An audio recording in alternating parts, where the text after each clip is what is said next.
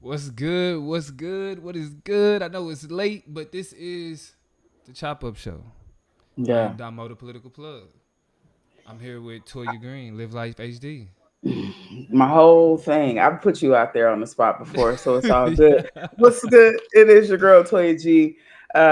Always living my life in higher definition, but also just happy to be with the gang. You know, it's another Thursday night and it's late. The hour is late, but the news is fresh, and you're gonna be hearing about it for the next few months. So you might as well go ahead and get the first little piece of the bread with us. Well, it's probably not the first piece. You know, if your timeline been Y'all like heard it. mine, Yeah, we it working been people. moving and shaking. But you know, we got to come together as a family, as a nation, really in a lot of ways, and talk about what's tea. So, um, I don't know, plug. You wanted me to get this conversation going and Well, let me started explain and why. kind of steer it. No, I get it. I get it. I get it. Now, I want to tell the people. Because I want to tell the people because please talk to your face. this is Talk to your extremely face. important. This is And real extremely quick, important.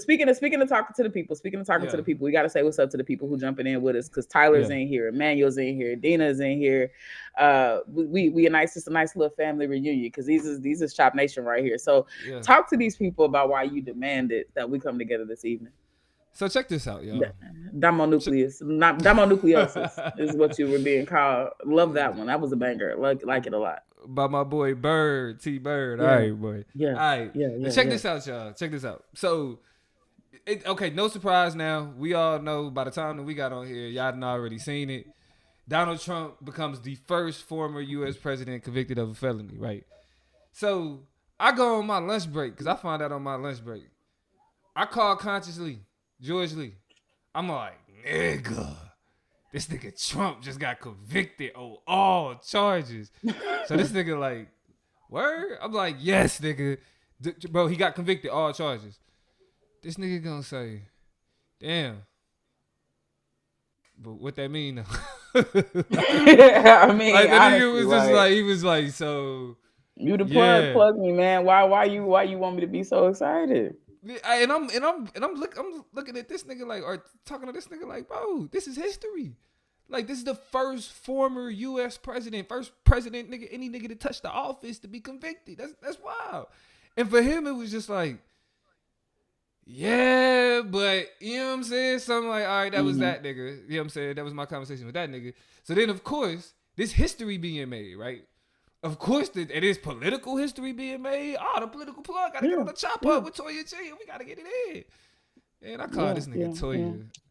She like, well, I'm like, what is happening? Like, how have we become so disenchanted, like so disconnected, disillusioned? That even when history is made in an unfortunate fashion, for one, somebody that we do not fuck with, you feel me? And to see just like the sadness on the face of all these people who we don't fuck with that support this nigga. To me, it's like, all right, this ain't the, you know what I'm saying? Like, this ain't the, you know, black people, ain't Barack Obama getting elected, but, you know, it's something, right? Like, it's history being made. And like my colleagues, my intelligent colleagues, my tapped in colleagues, my colleagues who, you know what I'm saying, are on top of and typically on top of social issues is looking at this major involvement and being like, yeah. And my nigga Tyler in the chat talking about, I was thinking the same thing. So exactly. I came to the conclusion that most people probably feel like Toya. So I feel like Toya should then be the one to drive this conversation from a more, what I would say, I don't know, you more tapped in and connected. I'm a political nerd, so like, even though I don't think this is like socially groundbreaking and changing, it's like history being made, and it has other implications. So I want to give Toya the opportunity to be able to just like express what she feels and what Lee feels and what Tyler feels, what a lot of y'all. Well, I mean, feel. I can't speak for nobody else. I feel like though it's two things that yes, you can. excuse me. I can't. I didn't like Tyler is Tyler's own person. Consciously is Consciously's own person. He's already made some comments and kind of spoken about these convictions and why they bounce off of him in terms of not being impressed. I feel like, and I got to shout out to Danielle. It's great to see you and have you back up in the mix as well. It's great to talk to Hood Therapy again. Was good. Shabo. I was googling to see if he could even still be president or not, and He he can't. can. Yeah, Right. he can. And so this is right. It's bewildering. So here are the twofold issues that kind of are conjured up for me with this instance and why I'm not moved by it. Number one, it's just general Trump fatigue. Like, I'm gonna be honest with you. I just to hear Donald Trump's name be tossed around and make a headline or whatever, I feel like, and this will be connected to my second reason, but so much of it just kind of washes over me because I'm just like, okay, y'all not gonna get rid of him. Y'all still love him. He still got a fan base. He still got a chance to be president. Loyalists. Like, literally, bro, the news dropped. Excuse me. And I saw a tweet that said that Trump, his donation website crashed because of so much traffic to go donate to it. It literally ceased to function because so many people was trying to cash him out. Not that any amount of money can keep you away from a jail sentence or any other type of excuse me, punitive damages that you'll have to pay back as a result of the crimes you committed, but just the dummies and the shit, like, you know what I'm saying? Like, what does it mean for me to care about Donald Trump's position, right? Like, what we know about everything from the election down to the social commentary, either you love him, you hate him. It ain't too much in between. Ain't nobody changing the flipping side. So, like, I just think that was it. We've been inundated with so much Trump. It's kind of hard to care. That, in conjunction with the second thing, which is the fact that every time it has been time for Donald Trump to be held accountable for something, we've been kind of let down. Like, it's been like a big aha, here's this thing. Yeah. Down and I'm reminded, investigations. We're weary and unmoved. I'm gonna take it all the way back. He should have been cooked when it was discovered that he was trying to grab him by the P word, and that wasn't enough. We had the audio recording. That was before he got elected. He got elected actually after saying that type of thing. Go continue. But that's what I'm saying. He should have never. That should have been cut and dry case. Stormy Daniels should have been cut and dry. All of this stuff should have been, and it never turns into anything. Mm-hmm. So it's hard to be rebel roused. It's hard to be, incited or enticed by conversation about Donald Trump, and even down to what happens in the court of law. Like, at first it was like, oh, they saying he cheated. They saying he did this. Like, it was like court of public opinion type shit. Even down to the legalese of the law, it is just so easy to not be moved by anything positive, negative, or indifferent about that, man. It's just like, oh, okay, it's another day in a world where Donald Trump exists and so do his loyalists. So that was why it didn't pique my spirit. It didn't touch my soul. And what did Big Chris say? He said, if it don't touch my soul, then I can't listen to it. Yeah, right. And so I'm just doing what Chris said. Shout out to Big Chris. I'm just doing what Chris said.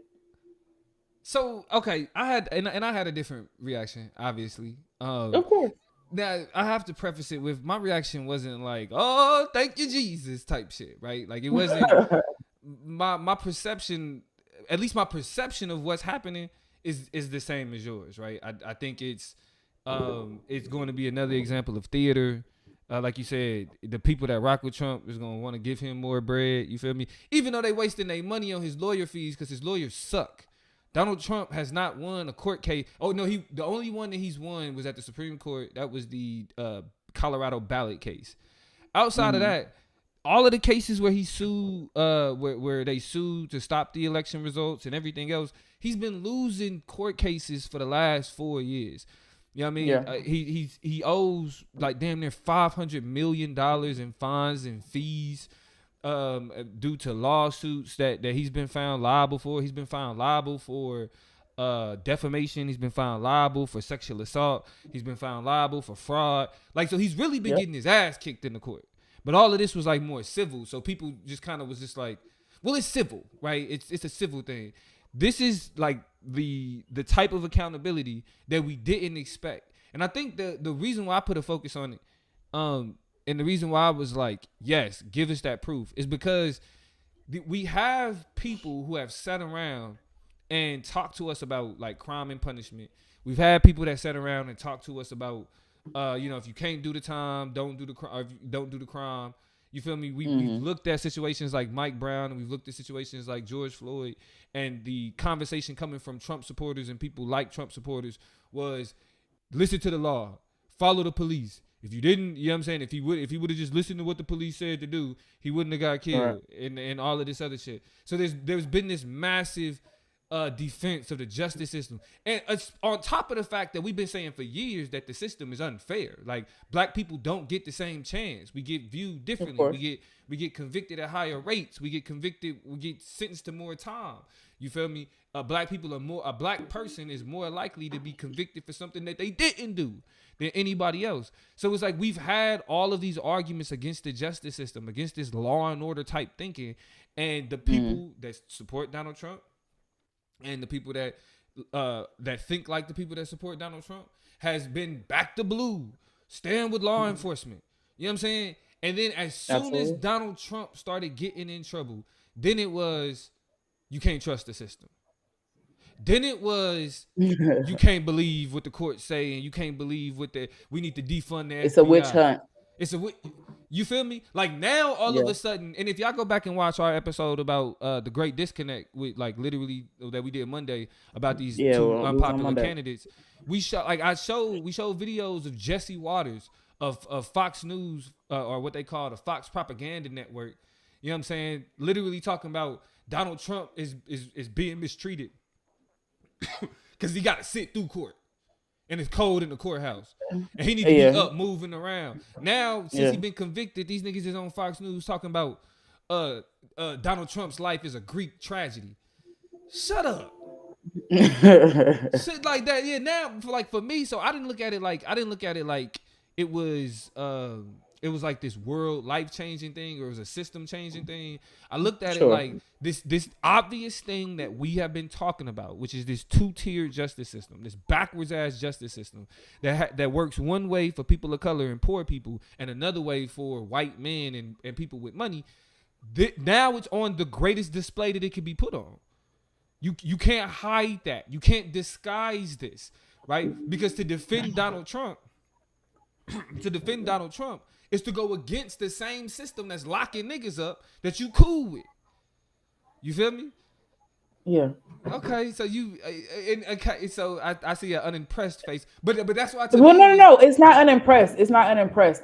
When I think back to, I think it's related to this whole comment that I made about the fatigue that we have around a lot of things that just are associated with him. It's just like, now it proves, now we see, now it uncovers. And we've been proving and seeing and uncovering and seeing underbellies and in unprecedented times. Like, we have been in some unprecedented times for like the last, like really since Obama. Like, shit started getting unprecedented in 2008.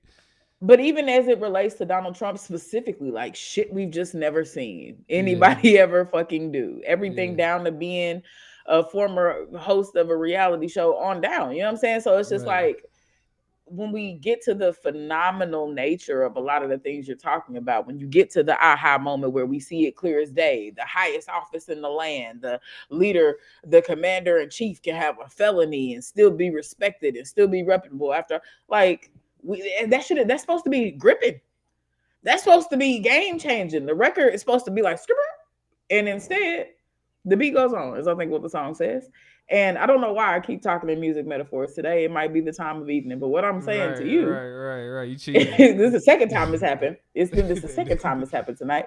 But I just, but that's literally what it feels like. And anything less than him being behind bars is what it's going to feel like. And so people are not moved or are just not tapped in or invested in a storyline that doesn't look like the way that it ends for niggas every single day. Anything less than that is going to be like, oh, okay.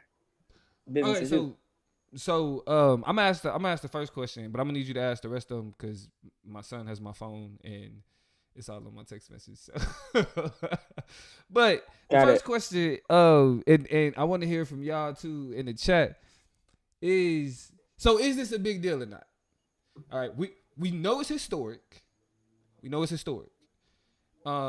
First time president ever. You had up until now the most crooked nigga had been Nixon. He got caught, but he was pardoned by his VP. So, you know, he was able to just kind of ride off into his crooked ass sunset, even though his reputation was completely ruined.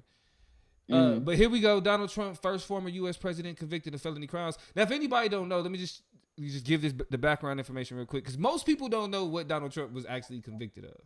All right, he was convicted of fraud. The reason why it was considered felony fraud is because he lied about business expenses, which is illegal, right? But he did so in order to influence election, which is also illegal.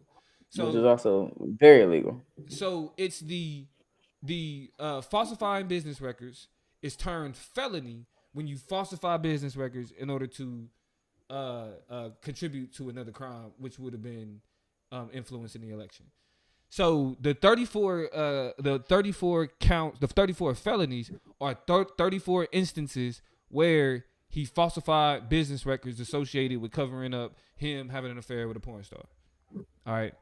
So essentially, he was convicted of fraud. This is a white collar crime, right? This is a white collar crime. For whatever reason, we don't look at white collar crimes and people that do them as criminals, but that's the reality, right? And so, so is it a big deal, or is this much ado about nothing? You can answer that question first. I'm interested. I feel like I know. I want to hear your explanation for why this is a big deal, because I think you think it's a big deal. No, all right. So first of all, Tyler, these are not fake glasses. I have astigmatism in my right eye, and I'm slightly farsighted. Okay. So can you not violate your own HIPAA? It is what it is. It's the radio. We overshare diagnoses. I said this is the radio. No, sure. This is YouTube. Sure. We overshare. All right, Grandpa. This is the radio. What are you talking about? Anyway, we get on track. Sure. And what's up to Winter? We see you in the chat. We haven't seen you in a minute, but it's great to have you back in the mix. What's popping? You said what now? The reason why what? And Monte, yes, he can still run for president. The reason why this is a big deal is because of the historical nature of what's happening, right? There are a few times where we see the system and normative white supremacy clash, right?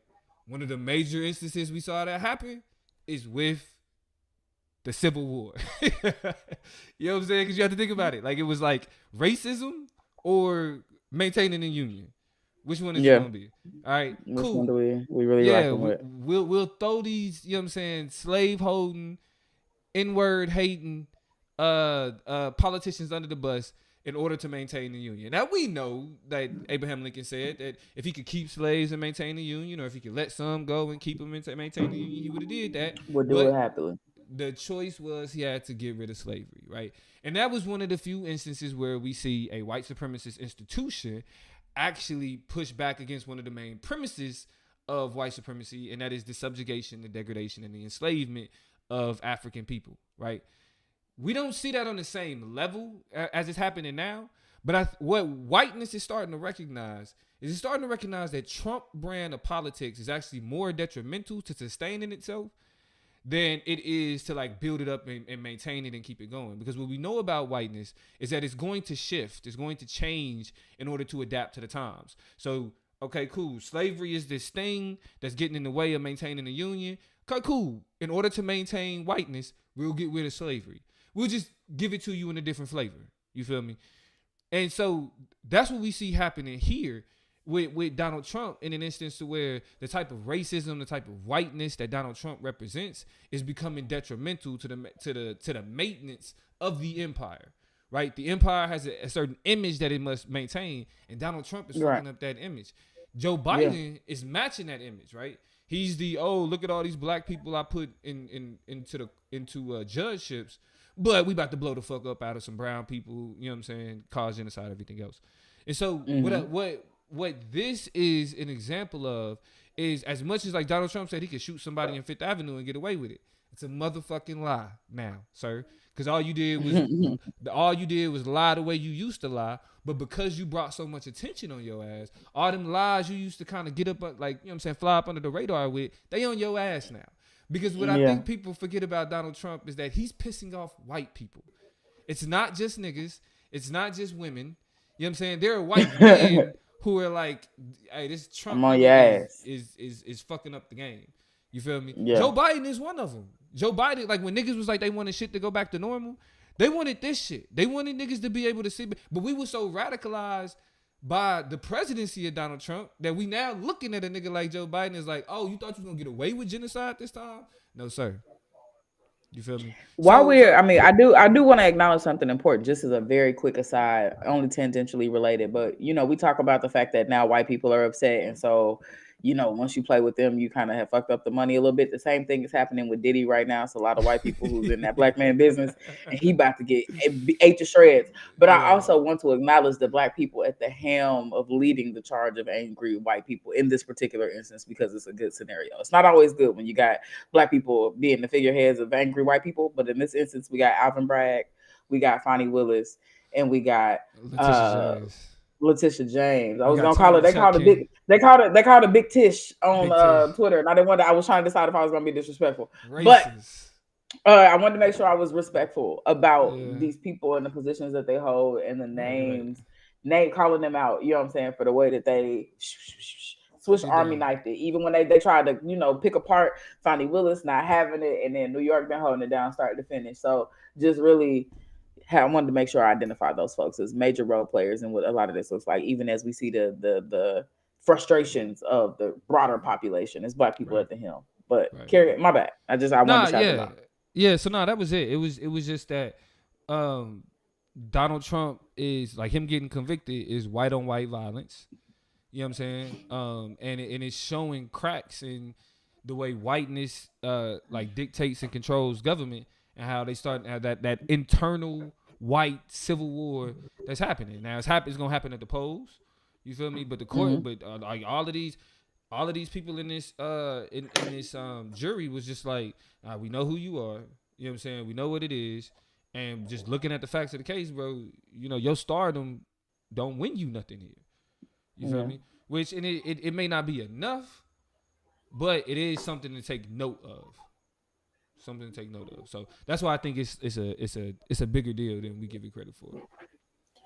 I mean, I won't. I think I agree with you just in one point in particular, and it's I guess the first thing that I think of and why it's a big deal, because I've already kind of explained at the top of this conversation why I'm like meh, Yeah.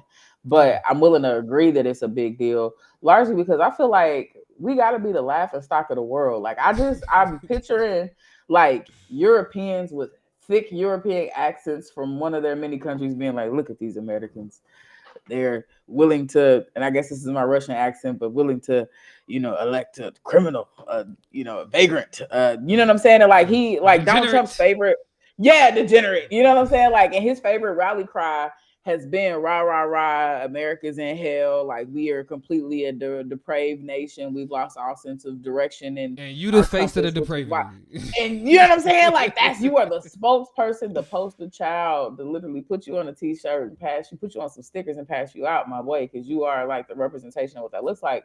But even beyond his presidency, right? I really feel like in the context of, our global positionality, the way that hegemony looks like, all shit that has to be important to us, because like the bottom line of it is our bottom line is very much contingent on how we exist within the greater leadership of the world, right? It's very contingent on what countries want to model a lot of their policies and a lot of their politics and their formations of democracy after us. And look at what they're looking at. They got to be like, look at these. And I Yeah. mean, and I've already heard so many different international interpretations of the United States. It's like Americans are whatever. Americans are cool, but America is a piece of shit. Like Yeah. it is not nearly what you know what I'm saying. It's Like, purported to yeah, be. y'all niggas is beefing with the International Court of Justice.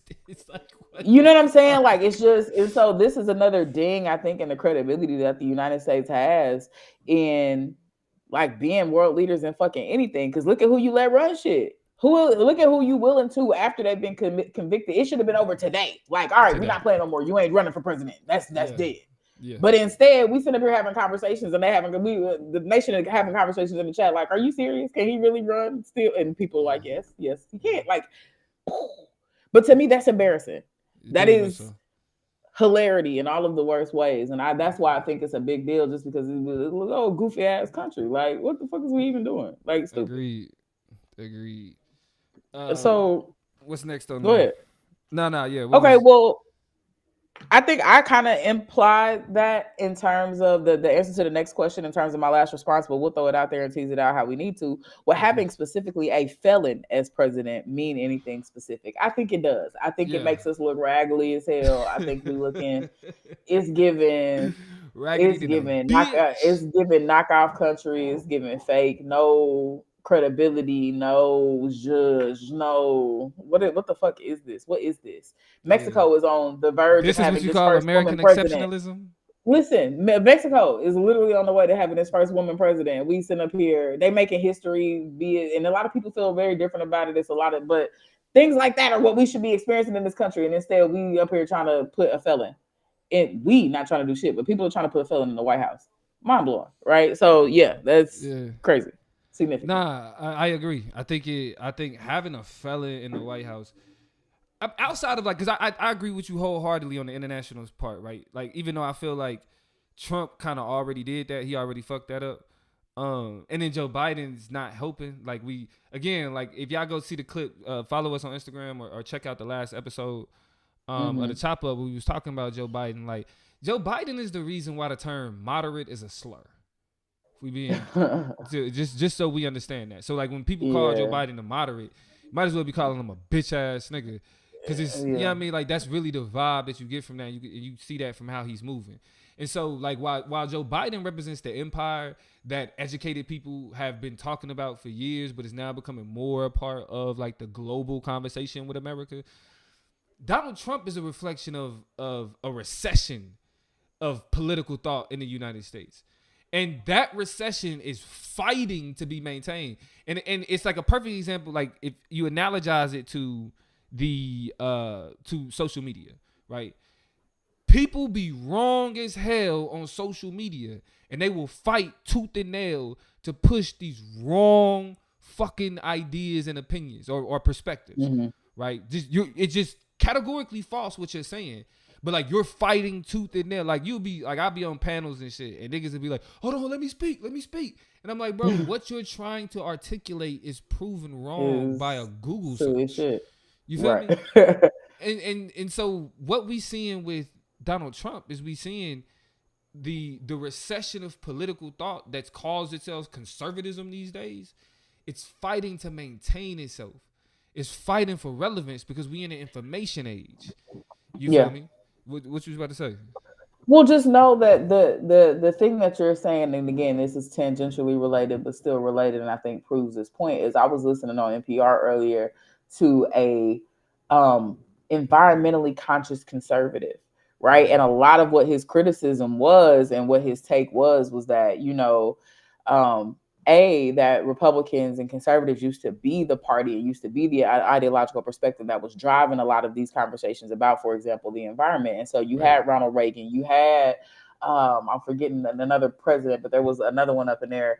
Um, I think one of the first Bush too, like who were like moving and moving forward with progress. But what he really started to see within this kind of Trumpian era, within this like 2000 style of Bush 2 on politics, was that conservatives got lazy and that their response to a lot of issues that haven't been resolved and that gave them credibility was that their response was just automatically no to everything. That was a strategy, just say no everything, to kibosh everything, instead of thinking logically, instead of using nuance and critical thinking to resolve and deal with issues like having a Yeah. fucking criminal Right. be eligible to represent your party. Like it used to be a time where they wouldn't just follow line and be like, rah, rah, rah, this is our candidate, Trump by any means, as long as we're willing to and able to secure a seat in our positionality and our leadership in terms of that particular office. It don't matter.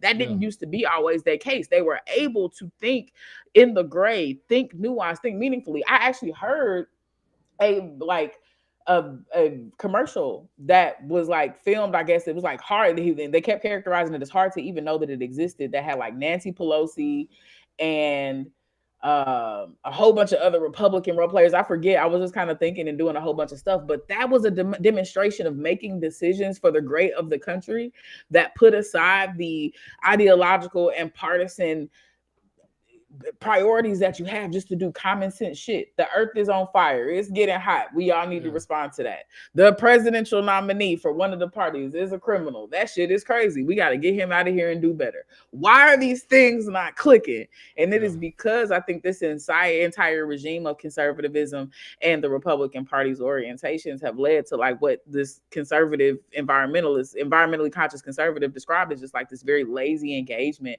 with the democratic process that continues to be the actual undoing of what the party wants to stand for. Well, when you had Mitch McConnell in 2010, when he became the majority leader in the Senate, when this nigga get up there and say that he gonna make it his agenda or he's making his job to make Obama a one-term president, it was Right. downhill from there. It was everything was about Took you out oppositional the ball. politics. And so the people that's holding on to Donald Trump, regardless if he's a felon, regardless of anything else, the people that support him are people who were literally after 2012 was about to be shunned and shamed by the Republican Party themselves because they felt like the Republican Party even then, right, when with Mitt Romney and Paul Ryan on the ticket, was already still a little too racist. You feel me? And like after the 2012 election, Republicans had like a come to Jesus meeting, and they was like, we have to do better on questions of race. We have to do better on questions of women. We have to do better on questions of LGBTQ and all these other things. And while the party was attempting to put itself through that reformation, Donald Trump started talking about Barack Obama was not born in America. And from there, the people that were about to be abandoned found a hero and they held on to that nigga. You feel me? But in literally in doing so, what we see now is that that they're willing to put somebody whose image is terrible, whose record is terrible, who's a terrible fucking person back in one of the highest offices in the world simply because he spews some of the same bullshit rhetoric that they cool with. So yeah, like I think it's so I think having a felon in office would end up validating the type of white privilege that we are consistently arguing against. You feel me? Barack Obama was, you know what I'm saying, he was in terms of a president, yeah, like, you know, we have our leftist critique, but just in terms of his image, the nigga had to be untouchable, and they still treated him as if he was a criminal. Donald Trump has acted like a criminal, and they still think he deserved to be in office. That there's anything left to even qualify him, and that's the craziest part. Yeah. Let's move to this question, because I think this is part of, and we were kind of talking before we started, of what really messes me up about this entire thing. And I think I even mentioned this at the top. It's hard for me to get excited because the big aha is not big aha. So the next question on the table is, should it matter that it's more likely than not that most people are of the opinion that he's not going to do jail time? Like, I think it's kind of obvious the defense is going to ask for a stay of whatever sentence he would get if he were to be sent to jail. You already talked about how, you know, they put the gloves on when it comes to white collar crimes. The shit is a little bit lighter. And so that's what we can anticipate. I might go buy me a flag and buy me some pins and stickers that day if they tell me they're going to put Donald Trump in jail. Y'all got me out here. You heard it here first. I will buy American regalia. I will put an American flag in a bio or in a header and no, listen, I'm not gonna put shit on my car. But what I will do for nobody, but what I will do is put a flag, an American flag, not any candidate's flag, an American flag on shit. Because oh my God, show me something. Show me something. I might, and I eventually take it down, but I do it because what? You actually gonna put him behind the bars and clink, clink, clink, and let him close? That shit would blow my mind. Even if he went somewhere soft, just walls he couldn't just walk out of and go mosey around like the Donald Trump that he is, will put a smile on my face. So the question at hand is, does it matter that he's not doing, more likely than not, doing any jail time? Should that matter? Talk to us about the whole notion of him being behind bars. No, I think that's a part of the reason of what, like, why I say like that should matter in the sense of how, like, especially with black people, because I'm gonna stand on this. Watching Donald Trump go through his legal circus should piss us the fuck off, because I'd be damned if we get lectured about law and order from a fucking criminal. Because that's what Donald Trump is now. He's a convicted felon. So Yeah. I'll be damned. And you know what I'm saying? This is the same nigga who took out a full page ad that called for the death penalty for young boys who, let time tell it, showed that they was innocent. They was innocent then, and you know what I'm saying? They was able to be released and was able to get parts of their lives back, even though it's parts that they'll never be able to get back. That's why I come back to the fact that black people are more likely than any other group by far to be convicted of a crime that they never actually was involved with or committed. And so I think I do think it's a big deal, and it should be why we should be as adamant as we are about being like literally about having these conversations, about talking about this type of shit and highlighting it, because the conversation of white privilege hasn't ended, and it's going as far as for people to be like it don't exist.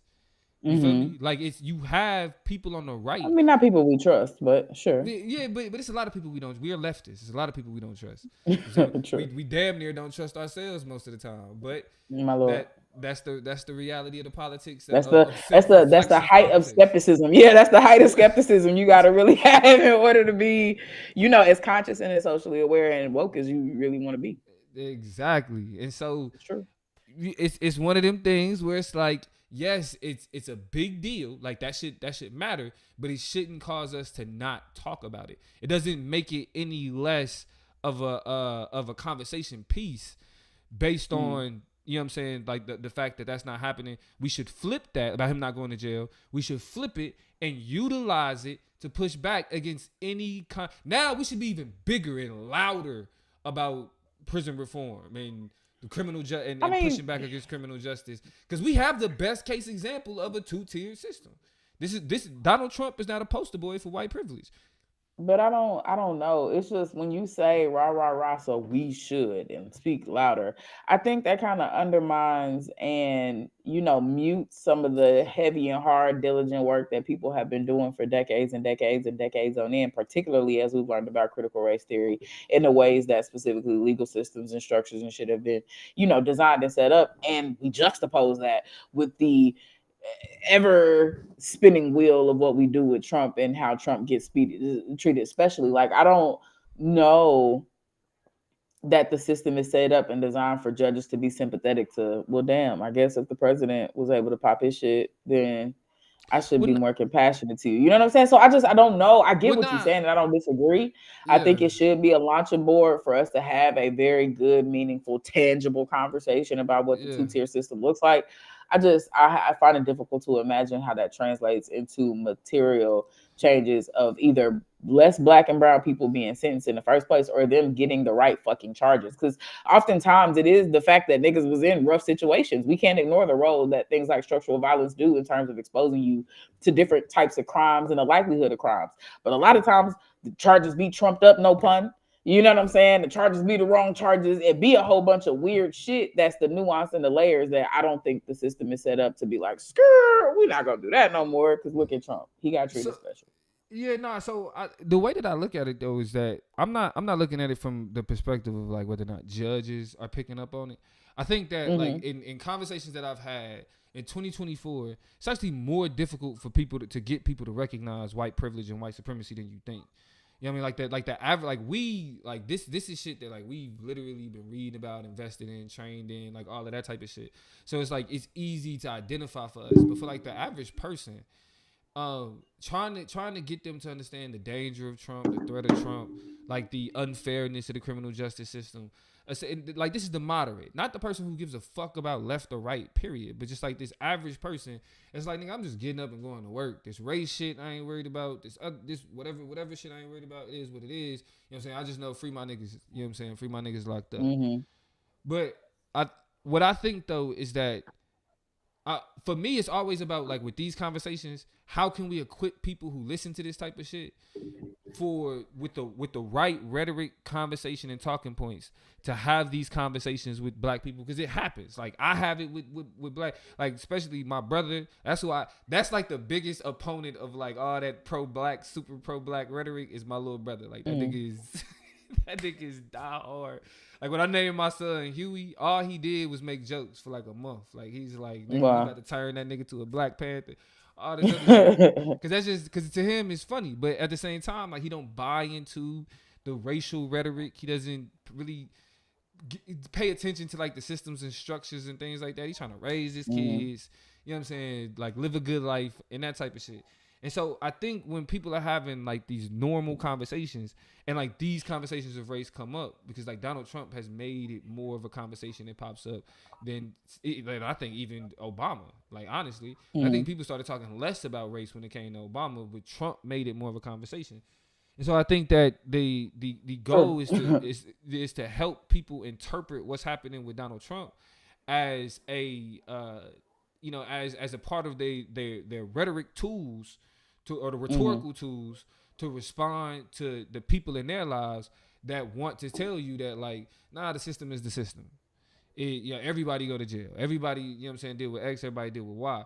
And when you have like even in like debate, like with like things like Afrofuturism, like what we used to say is like we talking about aliens coming and taking all these black people because that extreme example helps us easier understand something that happens on an everyday basis that we ignore.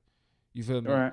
And so I think that's what's happening with Donald Trump is like, yeah, we ignore a lot of the ways that rich people and people in power and all these other things kind of get away with this type of shit because it's just like, oh, well, they rich and oh, well, it's this. You know what I'm saying? But being able to look and be like, this nigga not going to jail and he did all this other shit. Like he violated his gag order 10 times. 10. Yeah. Niggas didn't smack their lips at the judge and been held in contempt and got locked up for 30 days. Very true. You know what I mean? So it's at the bare minimum, it is like it is a very relevant, very in your face example of a way that we can articulate the 2-tiered system and how it operates differently for people of color, poor people, you know what I'm saying, women, LGBTQ people, and then how it operates for rich white men, rich powerful white men. That's fair. I want to make sure I go to the comments and hat tip the homie Donnell who slid up in here. We a little off schedule, but that's what the benefit. If y'all haven't hit that bell, so y'all can make sure that subscribe button. It's Thursday. Yes and no. But yeah, we're the right day, but the wrong time. So Donnell was like, I almost missed it. Caught me off guard, but still made it. So that's all. I just wanted to get it. Midnight on the East Coast, or it's 1 o'clock. You feel me? It's 1 a.m. Yeah. So subscribe if you new in here and you haven't already subscribed. If you have, shout out to y'all because it's how y'all know when we just randomly decide to pop up and hit that thumb real quick. Hit that thumb real quick and make sure y'all show love. But Donnell said, I want to get to this comment because it was in response to the question. It's just a part of our continued struggle. It'll be noteworthy on our journey, but I don't want us buying into it too much just to be let down again. And that's exactly how I feel. You know what I'm saying? Like, I just get excited for what, have all this enthusiasm for what, just to experience the same feeling we had after grabbing by the P word, the same feeling we had after impeachment. What's the word when you get kicked? Yep. You knew me. You know my heart. Impeachment. All of that. You know what I'm saying? So like, it's hard to be like rah with no jail and no bar. Shout out to Jaleesa that's up in here. Kashar definitely got to just be happy you're here. I just want to say your name again. We had to make sure we show you some love. And then like Winter said, make sure y'all hit that like button because we chopping it up. This is what we doing.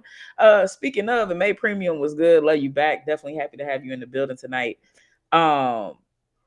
The next question is, because y'all know we have to look ahead, right? We've kind of checked on ourselves and how we feel as Black people, how we feel as voters, how we feel as just general citizens of this country. Everybody's not a citizen, just people who exist here watching the Donald Trump show. We've kind of gotten into the post of that. But as people who are in a political climate with an election coming up, win, lose, or draw, participate or not participate, we do have that wonder how this influences both candidates. So I guess the first question out the gate is, how does this help Joe Biden? Do you think these charges, his voter base, this and that, does this bolster his campaign in any way? Do you think this is going to drive some cockroaches out of the corners so that they show up for him, and maybe some of the apathy or the whatever fatigue that they have for them regenerates them? How do you feel like this benefits, if at all, Donald Trump? So I think this benefits Donald Trump or Joe Biden. We're gonna start with Trump. I want to know, since he got the charges, what does this do for him? We're gonna get to Joe second. Well, if you only talk about what it does for him, I think it definitely gives him a short-term boost in fundraising, as we've seen. But I think that if we go back to what we talked about, not even last week, Monday, and how polls, like the information shows, the data shows that most people who are like most of those, like or not even say most, a large portion of people who rock with Donald Trump are apathetic voters. They're disengaged voters, as they're called. So they don't really pay attention to the news. They don't really pay attention to none of this. Like I think in that instance, it's like and they mistrusting of the system anyway. So I think in that instance, it's like that those disengaged voters, it doesn't change their mind. You feel me? They're already like anti. Like if we go to the right side of the anti-establishment people, you know what I mean? I think it emboldens them with Trump. I think people who feel like people that's not really tapped in and not really paying attention are like, again, a lot of people don't even know what he was convicted of. Like what were the crimes? Because they saying it's a hush money trial, but hush money, paying somebody hush money isn't in and of itself illegal. You know what I'm saying? So it's like if I sleep with someone, like knock on wood, I'm a married man, but say I was to be a piece of shit and my lord, you know what I'm saying, do something, and I paid somebody to not speak on how we moved, then that's not illegal. You know what I'm saying? So people are trying to figure out like, what did he do? You know what I'm saying? Like what crime did he commit or whatever it is. And so I think to those type of people, it's going to embolden them in their support for Donald Trump, but I don't think it's going to turn into votes. Like I think it's like these are a lot of the same people who they already disenchanted, they already disengaged, so they're not a trusting voter base. Like you can't rely on them because they're disengaged. Like maybe they feel like, yeah, like I ain't really fucking with this. You know what I'm saying? Yeah, go Trump, but I ain't really fucking with it. Like, you know what I mean? Because like when you push most like disengaged voters on the question of fucking with Trump, just a little bit of pushback, and they be like, man, I don't really care about any of that shit anyway. But you know what I'm saying? Trump still, and then that's how it ended up being. You know what I'm saying? So yeah. I think the chat is becoming. Go ahead. You said you think what? No, what's the chat saying? The chat just becoming an interesting place. First, Krishar said, I always be talking to my phone like I'm there on the pod with y'all. We love you back. You know what I'm saying? Like, definitely, you said you love us. We love you. That's what you're supposed to be doing. Chop it up with us. You know what I'm saying? And get the jump in the comments. Definitely keep up. But shit, get that out. You know what I mean? Because we are trying to stimulate conversations that maybe we don't, any of us get to have in our little personal circles. But we get in this chop up bubble. It hits a little bit different. I feel like I agree with my take. My take said, I feel people are definitely going to make him more of a martyr than he already is. And I think that's the sticking point, but I think that just kind of coincides with the point you just made, that I don't see the martyrs being able to amplify their movement. You know what I'm saying? Like, I don't see people who are like, yeah, Trump is just out here. They out there to get him. He's on a witch hunt and all of this and all that. I don't see them being able to set up shop, set up a table, get some tents out and some signs and some flags and shit, and be able to convince other people on the street that he has been being raked over the coals or he's being dumb. You know what I'm saying? And that's really what it's going to take. But I will say why he won't get any new voters. I think that his voter base is going to show up and show out and turn up and really do numbers, and that people are going to commit themselves even more to show up to that polling place that maybe they have at other moments in this because of this. I think the donations are kind of short-lived, but in terms of the greater narrative that they want to have around him, his presidency, their beliefs, the goals and ideologies that they're trying to forward, they're going to be like, they trying to, like, this is just going to embolden them. And so I think that they're going to show up in droves. And I've said this, right? I think it's going to be in a battle of diehards. Like, Donald Trump is going to win 10 times out of 10. And that's what really gets weird. Now, we have somebody named Kamala in the comments. And you could be Kamala. And I could be pronouncing your name not like the vice president of the United States. And you could totally not be trying to be a troll and be this person. But you say anyone can see that this is politically motivated. Perhaps they can see the other injustices happening. And I'm going to give you like a couple more comments to like clarify your position on what you mean by these things. Like, what exactly is politically motivated? Like, you mean like politics working as it should, where people commit crimes and then they get convicted of their crimes? And like, is that what you mean by, like, because if that's the case, then totally agree. And then in terms of other injustices, are we talking about the support of killing innocent civilians in Rafah? Because if that's the case, then yeah, there are a lot of other injustices happening outside of Donald Trump committing crimes. But if you're talking about some other shit, we're going to have to get into it and see what's good. Vance, good evening. Always a salute to you, family. I'm making sure that Kamala, I'm going to call this person, I'm not going to call him Kamala, because surely they're not being a troll and like impersonating the vice president. But they might just be Kamala dropping some stuff. Yeah, but I also think though this is exactly what I mean when like people attempt to say that Donald Trump is being politically motivated. I agree. Like race is political. So that means that when a police officer says that he was scared, that's why he shot that unarmed black man in the back. That is politically motivated. Okay? Yeah.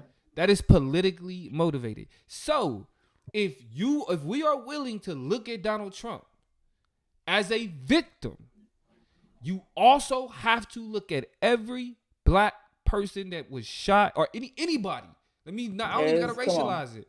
Anybody who is shot by the police, it just happened to black people at a crazy rate, right? Disproportionate is the term because more white people get killed by the police, but black people disproportionately. But these videos coming out and they on a rampage against everybody. But yes, black people disproportionately. Yes, disproportionately, right? If those are then cool. Let's get to that second step. Remember the first step act? Let's get to the second one. Let's address crime. But y'all not addressing crime and punishment. Y'all defending Donald Trump. Yeah. See what I'm saying? So it's like, don't come to me talking about no injustices because the only injustices that you're speaking of is the white supremacist justice system that we operate and function under. Okay, so then we get the kind of inconsistencies with these Trump voters that we feel like are inevitably going to show up in the face of this decision. But let's talk about Joseph. Joseph R. Biden. And then Monte said it best, and Monte, my bad. Either way, I'm pronouncing it. This election is crazy. Nazi adjacent felon versus Mr. Genocide Joe.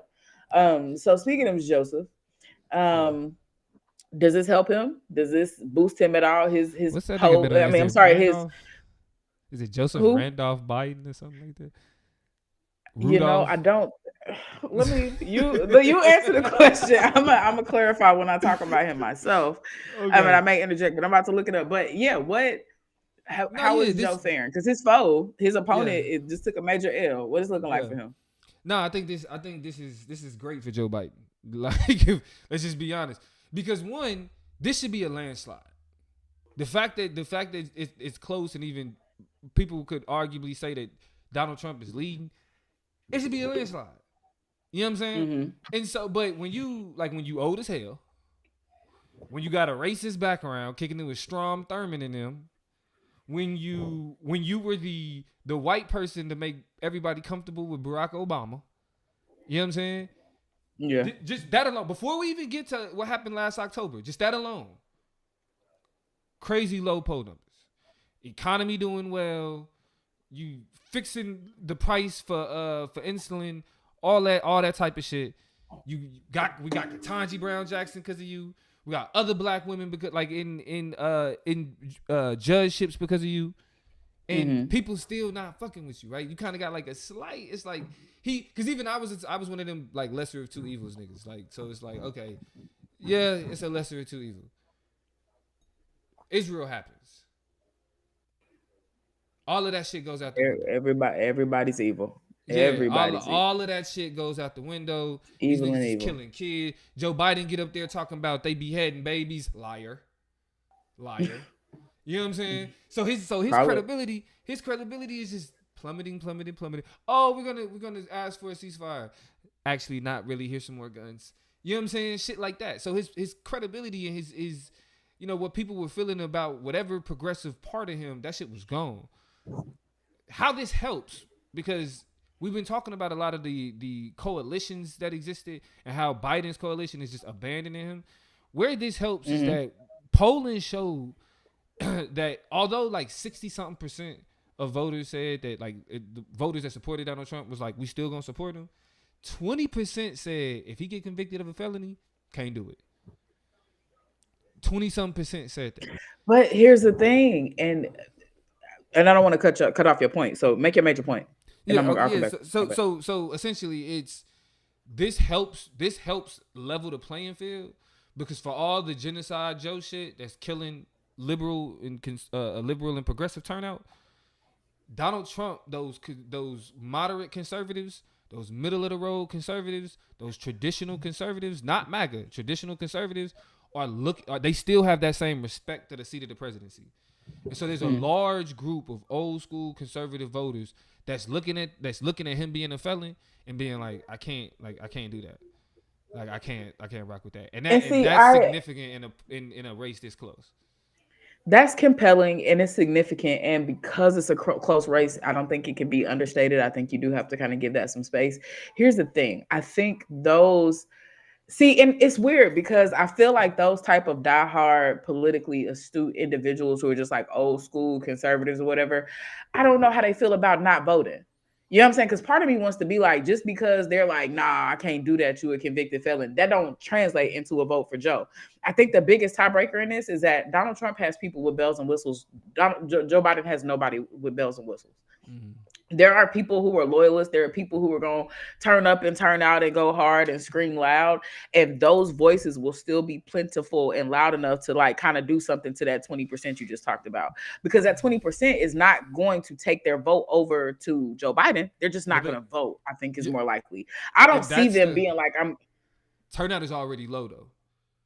But turnout is low for everybody, and so I feel like it's a race to the bottom. It is definitely, this is the definition of a race to the bottom. Like you really have to start to be like, of not shit, who has the most not shit. Like this is like absolutely abundantly clear that that's the case. I just feel like in a world where you do turn off some conservative voters who are just like, you know, this is not palatable. This is not the way politics is supposed to be. I can't do that shit. I still think the bells and whistlers for Donald Trump are going to show up more than the lack of bells and whistlers that exist for Joe Biden, because in the face of people not agreeing with the logic of voting for a convicted felon, they're also not putting their votes over here, and they're not putting their votes over here, and there's also just a vast loss of votes over here. I'm literally just looking at how the shit is shaking and stirring. By the way, Joseph's middle name is Robinette. Robinette is the middle name, and we love everybody and everything in every way. Every name can exist around this club, so we're gonna let Robinette be Robinette, but it's not Rudolph or Randolph. It is indeed Robinette. I mean, so when I say this is gonna help Biden, I think that it's like, you know, if you watching a 100-meter dash and you know it's neck and neck, if a nigga trip over a rock, that could decide the race.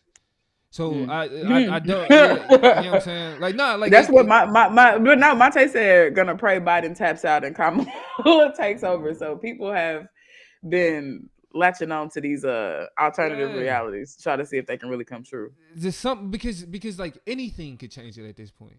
Like I think that like since this literally just happened and it was already as close as it was, now we got to sit back and kind of see, all right, like what's gonna happen now. I mean, because I hate to be this type of nihilistic, but I think enough people are okay with genocide to still allow for Joe Biden to win this. You know what I'm saying? Like I think that like other moderates, like most Americans support Israel.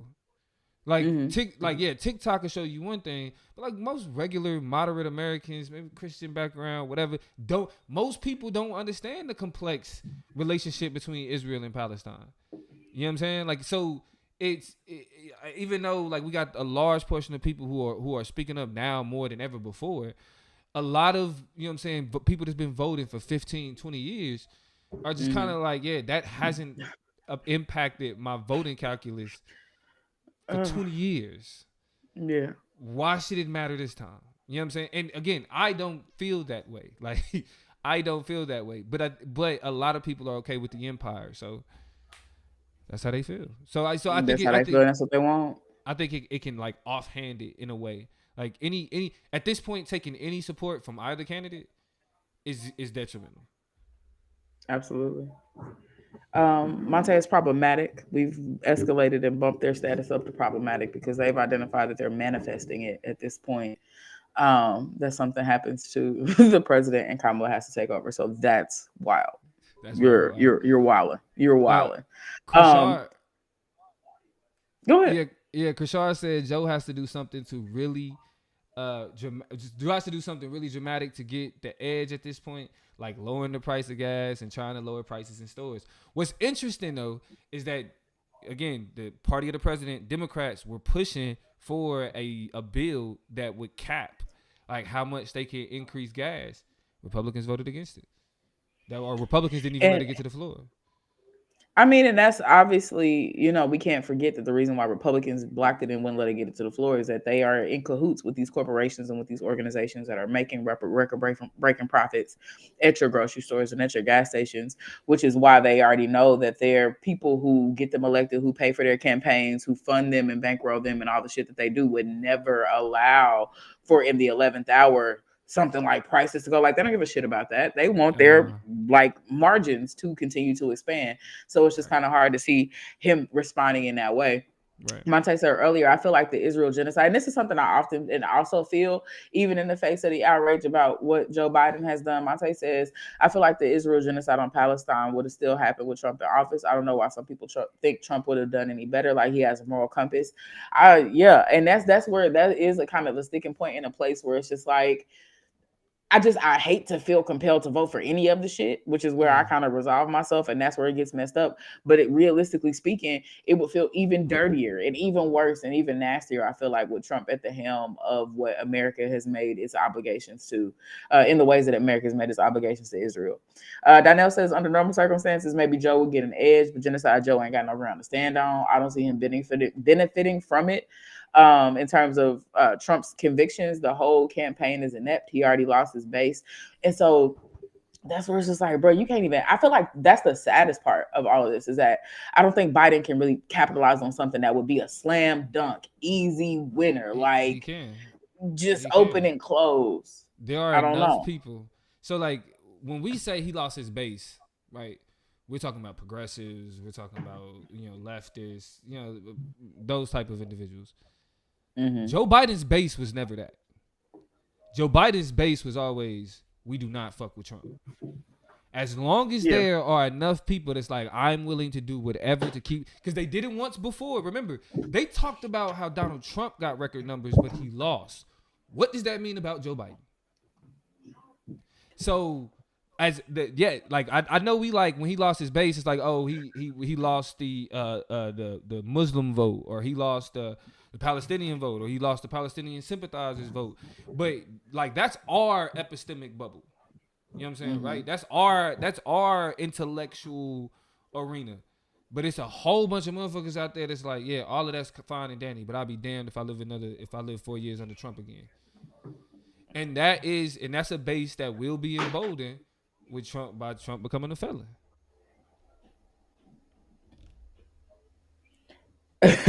I'm laughing. I don't disagree with you. I'm laughing at Monte, who has said, my colleagues have informed me of some of my more problematic statements. I retract my statements and apologize to anyone affected. I was tickled. To be clear, I hope, and I had to kind of gloss off of that because we jumped into something else. When I called you problematic, I meant that from the kindest, most comedic depths of my heart and my soul. Yeah. Please continue. Like funny problematic. That's my kind of carrying on, okay? Yeah. Because I might not say it, but I will acknowledge that somebody else said it and laugh a little bit. So, like race joke problematic. It's funny.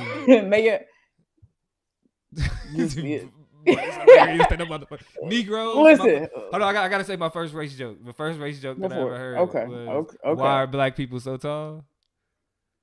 Because they're Negroes. A knee slapper indeed. You're bugging. Listen, this was just a quick conversation. Yes. A quick opportunity for us for some celebrate, for others to acknowledge, for others, and maybe even a combination of those things, to just reflect about what direction this shit is going in. We got a whole presidential debate coming up, and now I'm even more interested because I want to see how Joseph is going to call this man to the carpet. How he's going to acknowledge. He can't overdo it. So it's going to be a balance. Like, I'm going to just be watching it because I want to see the strategic kind of balance in between identifying the obvious, the things that are ruling the case. Because, by the way, the debate happens just mere days after he gets his sentencing, if I'm not mistaken. The debate is on, and I misspoke on the last show we did on Monday and said it was like early June. I want to say this is June 27th. It's in the June 20th somewhere when the date is. And then the sentencing is like somewhere in the June 10th, the June early 20th. And so we will be able to talk very specifically and clearly about how, these two things relate to each other and what Joe decides to say to him to his face about these new developments. Donnell says, but didn't he take all of us though? I don't think he would have won last time without the leftist and Muslim community. I just don't know if he can lose any of us to win. And that's the facts. I feel like he has lost too many of the individuals who are willing to say, yeah, anything to get rid of Trump. Like a lot of voters had to pony up and admit that. Either they wasn't bashful about admitting that, I'm just voting for somebody to get Trump the hell up out of here, or, you know, they found other reasons that they wanted to vote for Joe Biden and that, you know, helped them be justifiably participatory and I guess proactive about the future of America. But it was really just about stopping some shit and getting off this train. You know what I'm saying? Like that was the bottom line of it. And so now I think that what Donnell is alluding to is that it's just not enough of those people that's willing to be like, we hate Trump so bad, because it's the moral compass that a lot of these voters have and the way that they sleep at night, and the moral authority that they have to say no, I'm not, it's some shit I just don't stand for. And I feel like he's trimmed the fat on enough of those people to where it's not good for him. I'm not saying that. I'm not saying that, you know, he has the same support that he had in 2020. But I think that what we ignore though is that Donald Trump is losing support as well. January 6th turned off a lot of people. Yes, January 6th turned off a lot of people. I mean, all you gotta do is, if you just look at like we said, voter turnout is down across the board. Both them niggas set records in their last election. That shit ain't happening in this election. So that means that both candidates, like, I mean, Donald Trump went from over 1 million in the Georgia primary in 2020 to barely 450,000 in the Georgia primary this year, with Nikki Haley stealing 17,000 damn near 20,000 votes. You know what I'm saying? So it's like they're both losing support heavily. Donald Trump hasn't talked about policy in 4 years. Like, it's a lot of people that's turned off by the fact that the only thing he talks about is shit that was litigated years ago. You see what I'm saying? So that's why it's like, it's not an election and a witch hunt. Yeah. Right. Witch hunt this, so people are tired of that rhetoric. You know what I'm saying? So I'm not saying that like Joe Biden is just out here thriving, but we gotta recognize that both candidates have done a lot to lose the support that they got in 2020. I think this is an example of this decision, this conviction is an example of it's not going to be enough to say don't vote for them. These candidates need to start making arguments for why we vote for them, right? It's not enough to say don't vote for, I should win because you shouldn't vote for him. And this is debate logic, by the way. And this is often what we have to tell our students, that you have to play offense and defense at the same time. It's not like a sport where you are just on offense or just on defense. In order to be successful in these types of exchanges, you got to do both at the same time. You got to give me reasons not to vote for them, but you also have to give me reasons to vote for you. And I think that's the complicated nature of both of these candidates, is that we don't like the nigga over there already. You don't have to help us. You don't have to lead us to that conclusion. We can see and we can hear, and we already want fucking with it. But what do you have to offer like me? Your ass either. You feel me? Like, let's talk about your ass. Like, I feel like this is the international roasting hand. Like, let's get on you real quick, nigga. Like, what do you have to offer the American people? And so those are questions that, you know, in a lot of ways we feel like we already know the answers to, because we already seen both of these fools in action at this point. Right. But in other ways, if you want to kind of get into a deeper version of our conversation about how in the hell we got here in the first place and why things are like so weird and crazy and how we deal with these two candidates that nobody wants, nobody desires, make sure y'all go back and tap in with the conversation we had on Monday. It was a good one. Y'all blessed and fortunate because y'all getting a 2-piece this week, and so I hope you recognize Trump getting convicted. Definitely, y'all was gonna get a 2-piece. Yeah, that got us out of our seats. And I'm gonna be honest. At first, I don't really want to get into it, but now that I'm happy that I did, because it gave me a chance to talk to the plug and talk to the people about how we feeling, how we sticking and moving, you know, over these next couple months. And so it's big love to everybody. I think this has been a wonderful conversation. Y'all know we're gonna come back next week, just so that y'all can be clear on when, because y'all know we kind of be bopping around just a little bit. Just subscribe. We won't bother y'all too much, but we do want to let you know we having conversations that's worth you being a part of. And the thumbs is looking good, but just in case you haven't stopped by, put one of them. Just tap it real quick. That way we are clear that you've been in here and that something that we said was of value to you, that you recognize that we love you and you are part of Chop Nation, and that you plan on coming back around this thing sometime in the future, because we definitely appreciate y'all. And peace to everybody who's watching it, not live, but after the fact. We see y'all. I may admit I'm terrible. iTunes, everywhere that y'all listen to us. across the world. You know, we in Yeah. like 10, 12 countries. So neither here nor there. We won't brag and we won't boast, but we will say thank Look, you look. and we love you. And just Our appreciate what podcast y'all numbers do doing. be better than our YouTube family. Show us some more love because our podcast numbers be doing way better than the motherfucking YouTube numbers. Hey man. And for the people who already been showing love, just keep doing what y'all doing. We appreciate it. But stick around for well, don't stick around. Y'all go to bed, but Take your ass keep to your eye sleep. out for when we get together next week and have another conversation. Always a good time to drop something that you want to ask Chop Up. So if you ever get a hold of something, go jump in the comment section of any video, especially a more recent video, and be like, hey, can y'all talk about this? Hey, have y'all considered that? Also, the Instagram at the Chop Up Right. Show. Dropping a DM, being like, talk about this. Have y'all heard about this? Have y'all talked about that? And if we can figure a way to triangulate it and we feel like it's in our range of discussion, we Most want to put it things on the are. show. Most things are. We Yeah. smart people.